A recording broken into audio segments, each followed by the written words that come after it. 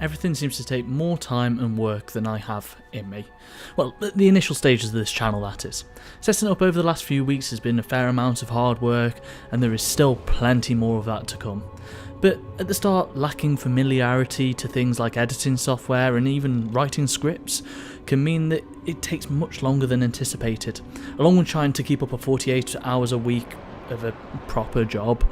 It's been a little bit stressful. But then came along this game that helped. The game is Abzu, a relaxing dive into exploring the sea with all the creatures within. I picked up this game a while ago but never really got around to playing it, but after the first hour I straight away noticed the stress washing away.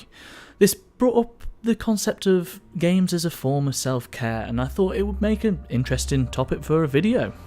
So here we go. This is the Diginauts show. My name is Billy, and we're going to dive into games as self-care. Games as self-care is not an idea that is completely revolutionary to me. I just hadn't heard it put into those exact words until about a year ago. But thinking back, I was aware that during some moments that could be considered fairly high stress in my life, I'd quite naturally turn to games. I suppose the first topic of this conversation should be breaking down the concept of self-care. We seem to be living busier and busier lives. It often can feel like that we must work more hours to become successful, or we choose to engage with projects for a sense of fulfillment, again taking up more time. Along with having to sleep, this can take up most of the day, rushing around or at least adding to the stress on oneself. This is where self-care comes in. The ability to look after oneself, to try and minimising things such as illness. It can be achieved through things like eating well, sleeping properly and exercise, but another key factor in all this is stress management, and this could be a job for video games. As you might imagine, video games are pretty good stress relievers. I remember the first time I noticed this effect. During high school, one of my classmates sadly passed away, around the time when we were all 16, 17, a pretty tragic event, and something that is quite hard to process at that age. At the time I was playing Fallout 3, and proceeded to spend the next few days head down just playing it. It was the Operation Anchorage DLC, so by this stage of the game it was not too difficult, pretty leveled up and pretty used to playing the game, but it became more of a checklist of things I wanted to finish up, which is probably what I needed at that stage, something to take the mind away. But honestly, apart from Fallout 3, I think games can do this in all sorts of ways.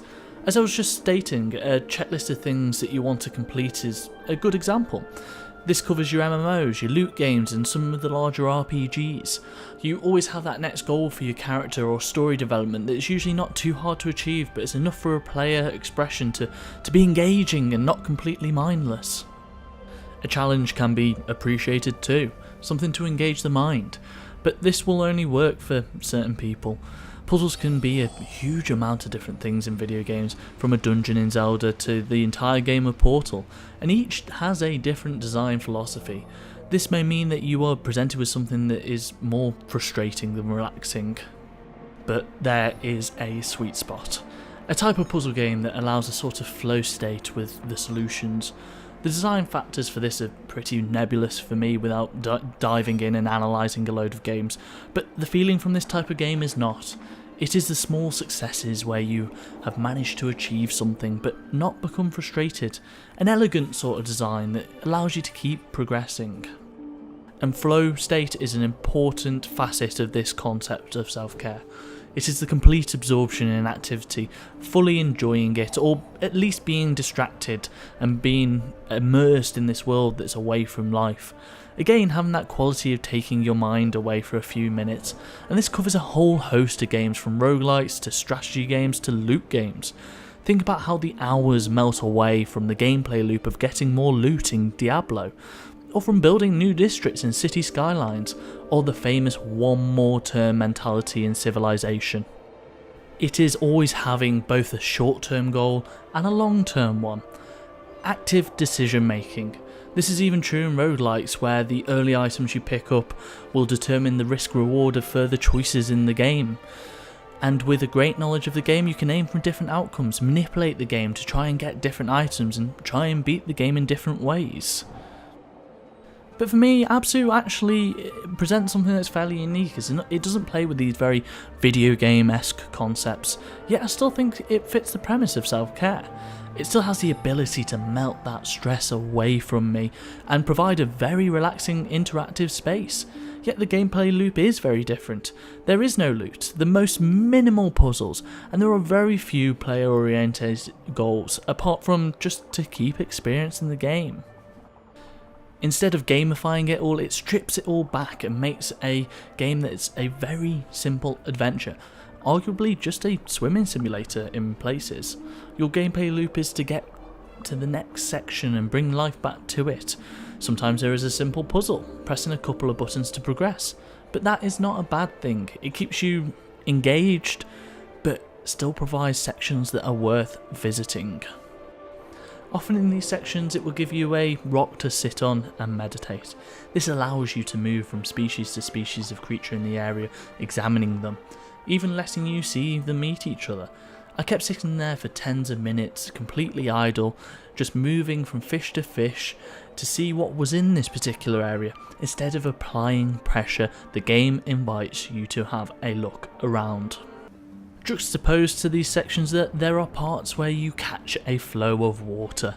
This speeds you along, fish joining your side through a magical dive deeper into the water. They reward you by having these shoals of fish in front of you that sort of glow and make a noise when you pass through them, giving you something to aim for during these mostly hands-off sections, but you don't fail if you miss them.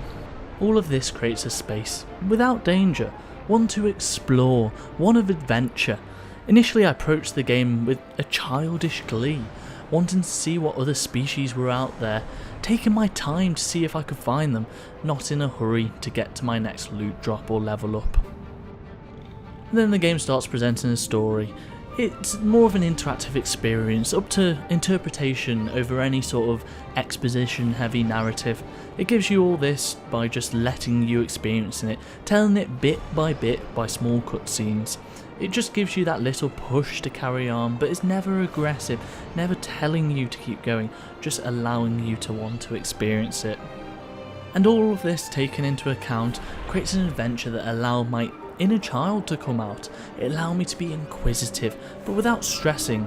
Yeah, the game is short, but it has a nice capper to play a small amount of each night before bed, cradling my brain to sleep without being completely mindless. Something that we can all do with sometimes. Just a little bit of self-care. My name is Billy, and this has been Diginauts.